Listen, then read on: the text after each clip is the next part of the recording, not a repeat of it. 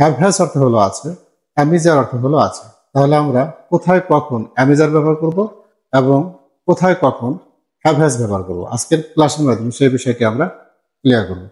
Hello everybody, আসসালামু আলাইকুম, welcome back to my channel, welcome to কাজবন ইংলিশ টিচিং হোম।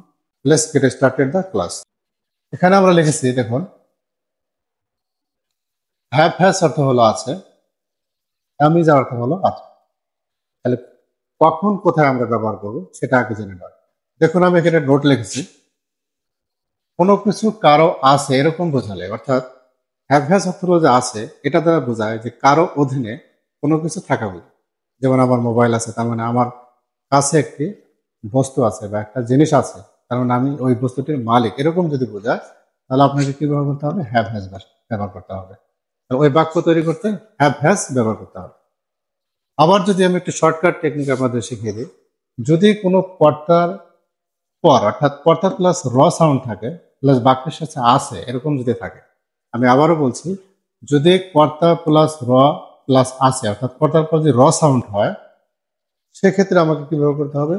হ্যাভ অথবা has ব্যবহার করতে হবে। দেখুন, আই মানে অর্থ হলো আমি, কিন্তু আয়ের অর্থ যদি আমার হয় প্লাস ওই বাক্যের শেষে যদি আছে শব্দটা উল্লেখ থাকে, তাহলে আপনি নিঃসন্দেহে কি ব্যবহার করবেন? হ্যাভ এবং হ্যাজ ব্যবহার করবেন। দেখুন, এখানে আবার আমি লিখেছি যে ব্যক্তি কোথাও আছে, এখানে আমরা কি ব্যবহার করব? যেমন অ্যাম, ইজ, আর, এটা মানেও কি? আছে। এই বিষয়টা হলো, দেখুন, আমরা এখানে দেখতে পাচ্ছি যে অ্যামিজার মানেও আছে, হ্যাভ হ্যাজ মানেও আছে। যখন কোথায় আমরা অ্যামিজার ব্যবহার করব?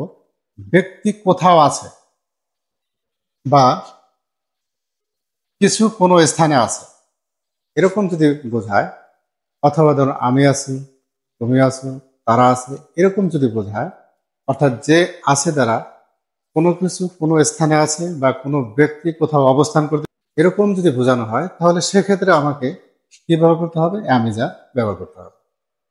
দেখুন, আছে অ্যামিজার বসে, ব্যক্তি কোথাও আছে বা কিছু কোনো স্থানে আছে, এরকম বোঝালে আমাকে কি ব্যবহার করতে হবে? এম এইচ আর ব্যবহার করতে হবে। যেমন আমি, আই মানে কি? আমি আছি, সে আছে, দ্য বুক, বইটি আছে। দেখুন, আমি আছি মানে আমি কোথাও অবস্থান করছি, সে আছে, সে কোথাও অবস্থান করছে, বইটি কোথাও আছে, বইটি টেবিলের উপরে আছে, তার মানে এটি দ্বারা বোঝানো হচ্ছে যে বইটি কোনো জায়গায়, কোনো লোকেশনে বা কোনো অবস্থানের ভিতরে রয়েছে, কিন্তু বইয়ের কিছু আছে এরকম কিন্তু বোঝানো হয়। তাহলে আমাদের বুঝতে হবে, যখন কারো কাছে কারো অধীনে কোনো কিছু থাকবে, তখন আমরা কি ব্যবহার করবো? Have has. আর যখন কোনো কিছু অবস্থান বোঝাবে, যে আমি আছি, কোনো ব্যক্তির অবস্থান বোঝাবে, কোনো ব্যক্তির অবস্থান বোঝাবে বা কোনো বস্তুর অবস্থান বোঝাবে, প্লাস আছে আছে, সেখানে আমরা কি ব্যবহার করবো? অ্যামিজারটা ব্যবহার করবো। সুপ্রিয় শিক্ষার্থী, তাহলে আসুন আমরা আর একটু ক্লিয়ার করে নিই, কিছু এক্সাম্পলের মাধ্যমে আমরা ক্লিয়ার করে নিই।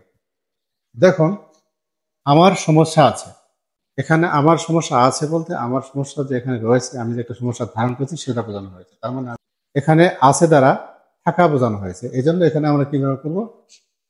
হ্যাভ হ্যাজ ব্যবহার করবো। তাছাড়া আমরা দ্বিতীয় থিওরি দিয়েছি, সাবজেক্টের পর যদি কি থাকে? র সাউন্ড থাকে প্লাস আছে থাকে। দেখুন, এখানে কি রয়েছে? আমার, প্লাস কি রয়েছে? আছে। তাহলে সেক্ষেত্রেও কিন্তু আমাকে হ্যাভ হ্যাজটা ব্যবহার করতে হবে। আই, এবং আয়ের সাথে কি বসে? হ্যাভ। হ্যাভ হ্যাজ কোথায় বসে? থার্ড পারসন সিঙ্গুলার ব্যতীত বাকি সব ক্ষেত্রে কি বসে? হ্যাভ বসে। যেমন I have, you have, they have, we have, এবং প্লুরাল হলে কিন্তু হ্যাভ ব্যবহার করতে হয়, এই জন্য হ্যাভটাকে প্লুরাল ভার্ব মনে করা হয়। তাহলে আয়ের সাথে কি বসে? হ্যাভ। আমি এখানে কি লিখলাম? আই হ্যাভ, মানে আমার আছে, একটা সাবজেক্ট, তারপর কি আসলে ভার্ব। তাহলে আই হ্যাভ ডিফিকাল্টিস,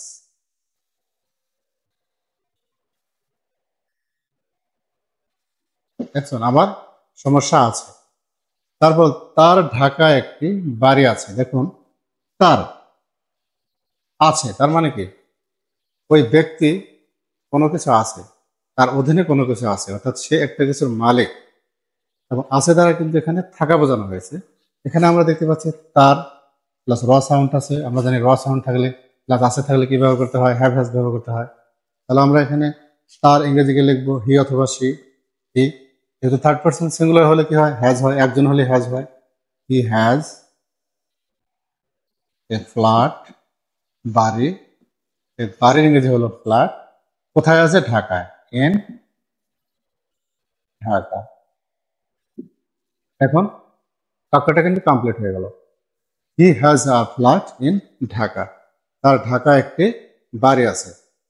এবার দেখুন এখানে লিখেছি আমাদের একটি পুকুর আছে, তার মানে আমাদের কাছে, আমরা একটা পুকুরের মালিক। এখানে আছে দ্বারা মালিকানাকে বোঝানো হচ্ছে। তাহলে আমাদের এটা প্লুরাল, তাহলে আমাদের কি ব্যবহার করতে হবে? উই আছে, হ্যাভ, কি আছে? আপন। আমাদের একটি পুকুর আছে। সুপ্রিয় শিক্ষার্থী, আশা করি আপনারা হ্যাভ হ্যাজ এর ব্যাপারটা বুঝতে পেরেছেন। তারপর এবার দেখুন আমি ঢাকায় আছি। আমি ঢাকায় আছে, তার মানে আমি কোনো জায়গায় অবস্থান করছি। সেক্ষেত্রে কিন্তু আমাকে এবার হ্যাভ হ্যাজ ব্যবহার করা যাবে না।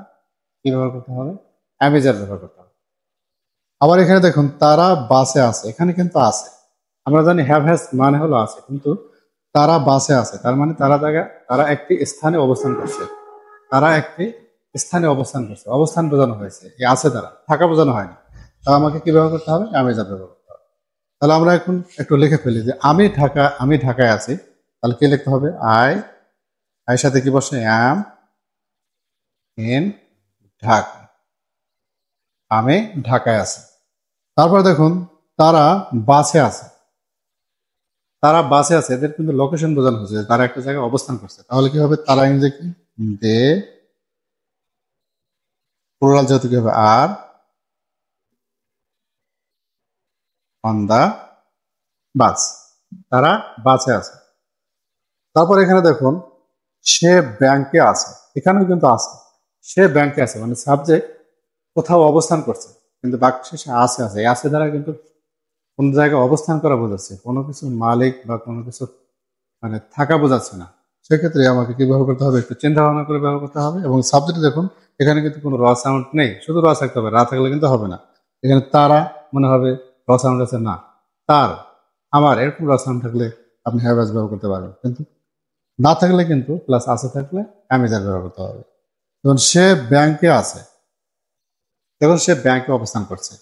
তার কি বলতে হবে? He is at bank. সে ব্যাংকে কোথাও অবস্থান করছে।